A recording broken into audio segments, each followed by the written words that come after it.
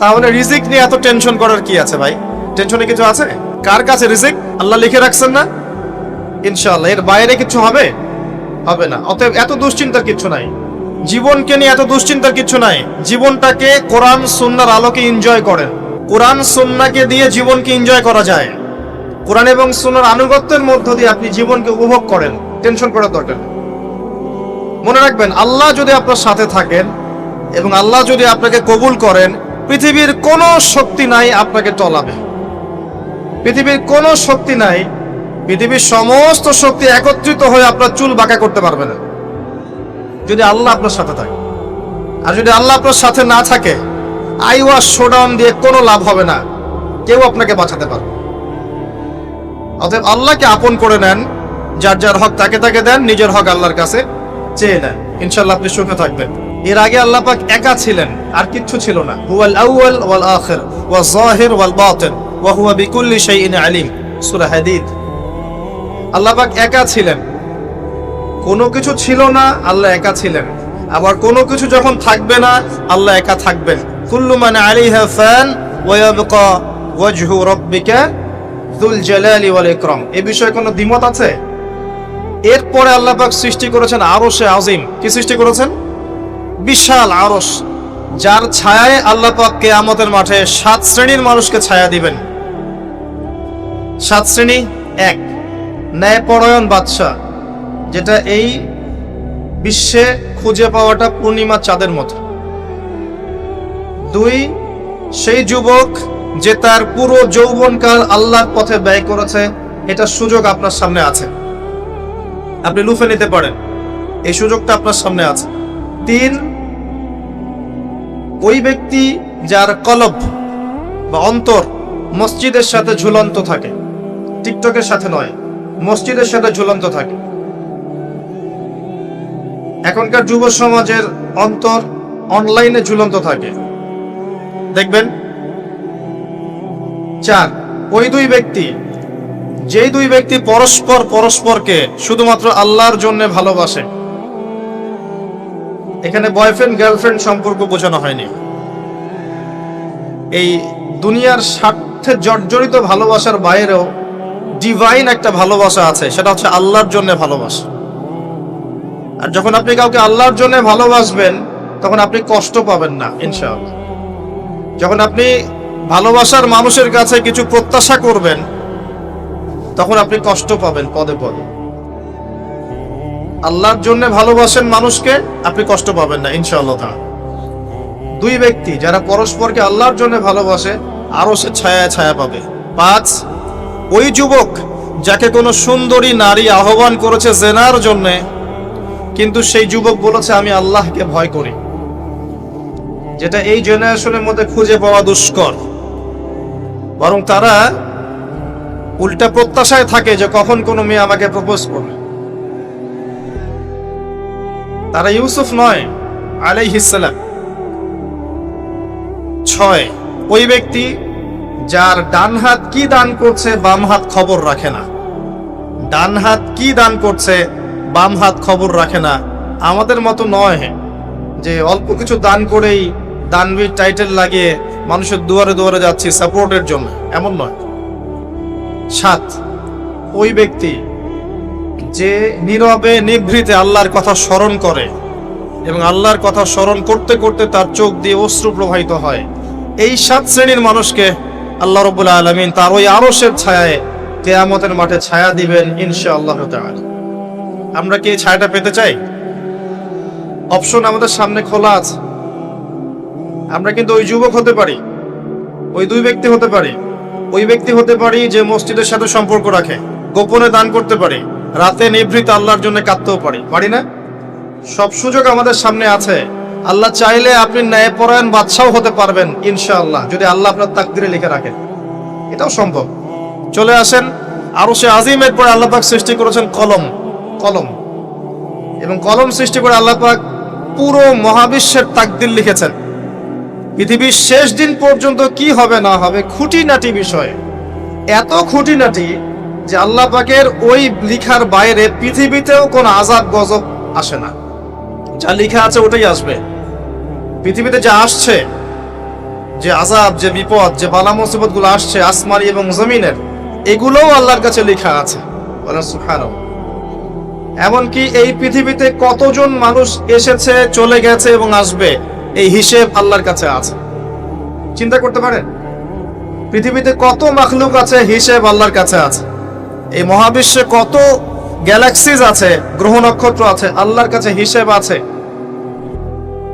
পিঁপড়া কতটুকু আছে এই পৃথিবীতে, এটা আল্লাহ জানেন কতগুলো আছে। সমুদ্রের নিচে কি আছে আল্লাহ জানেন। প্রতিটা বিষয় মহাবিশ্বের লিখিত হয়ে গেছে। এখন যে আল্লাহর কাছে সব লিখিত আছে, সেই আল্লাহ কি আমার রিজিকের মালিক নন?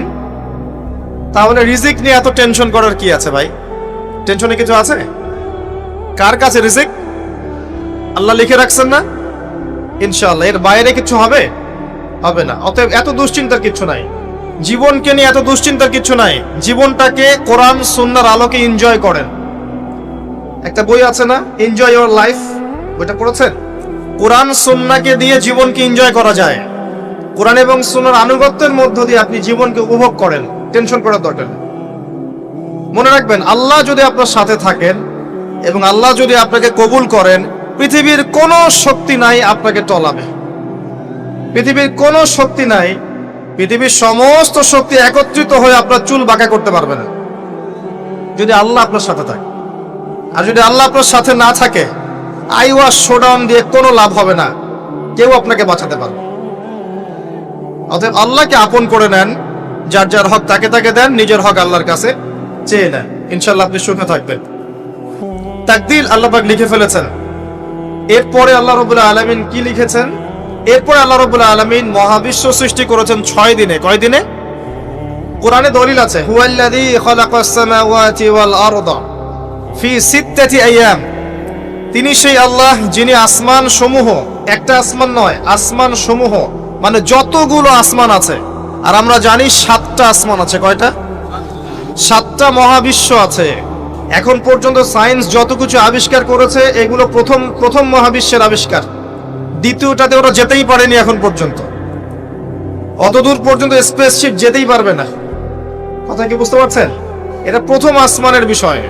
এরকম আরো 6টা আসমান মহাবিশ্ব আল্লাহ পাক প্রস্তুত করেছেন।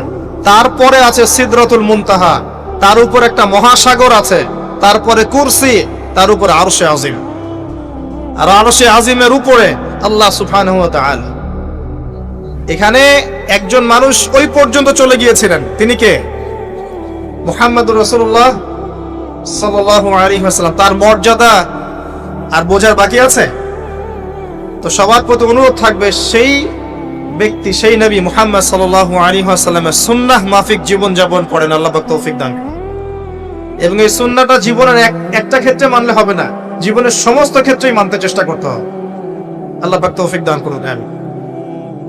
আল্লাহ রাব্বুল আলামিন এরপরে মহাবিশ্ব সৃষ্টি করে দীর্ঘদিন পর্যন্ত, অনন্তকাল বলবো না, দীর্ঘদিন পর্যন্ত মানুষ সৃষ্টি করেন নাই।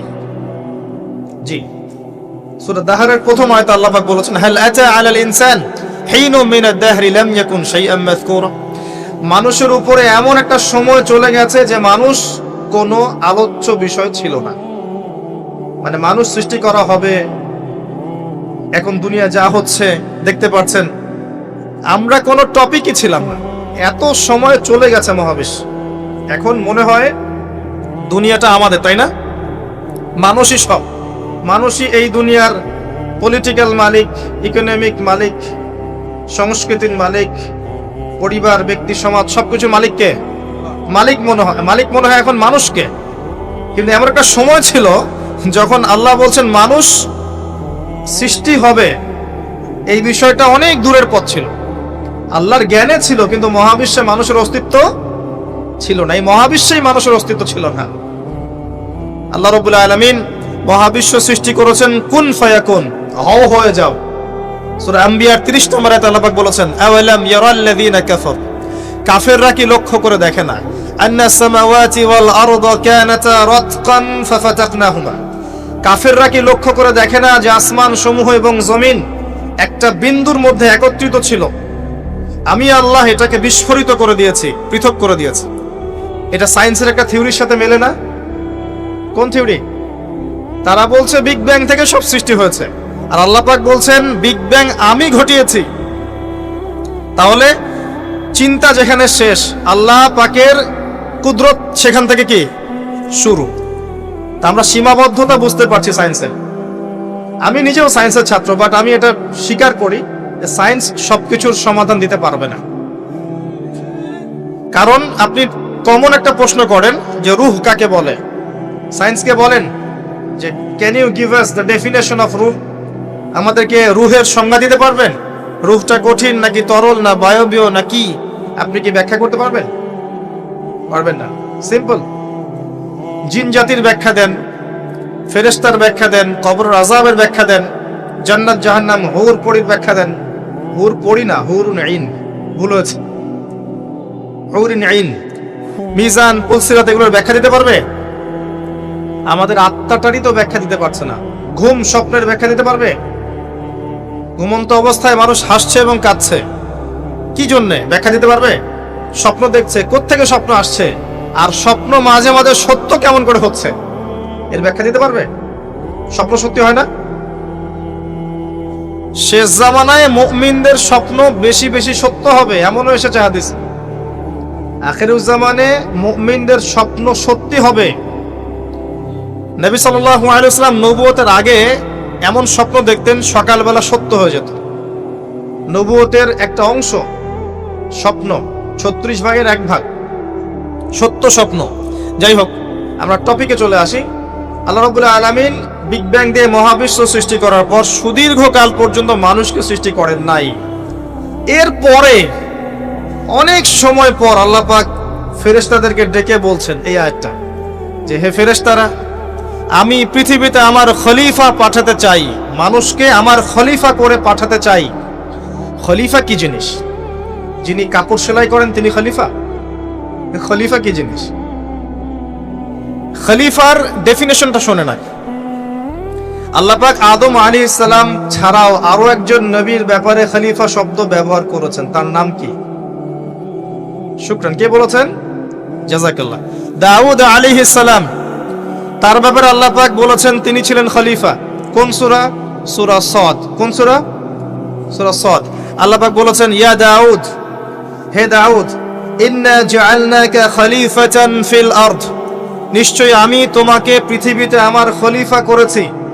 সুলাইমান আলাইহিস সালামের সময় এত উন্নত সভ্যতা ছিল যেটা আর কখনো আসবে না, এবং তাকে এত ক্ষমতা দেওয়া হয়েছিল আল্লাহর পক্ষ থেকে, যার কথা নবী সাল্লাল্লাহু আলাইহি ওয়াসাল্লাম স্মরণ করে বলেছিলেন যে একটা জিন আমাকে সালাতের মধ্যে ডিস্টার্ব দিচ্ছিল, আমি ভাবলাম জিনটাকে ধরে বেঁধে রাখবো। এটা আমাদের নবীজি বলছেন, একটা জিন আমাকে নামাজে ডিস্টার্ব করছিল, আমি ভাবলাম জিনটাকে ধরে খুঁটির সাথে বেঁধে রাখি।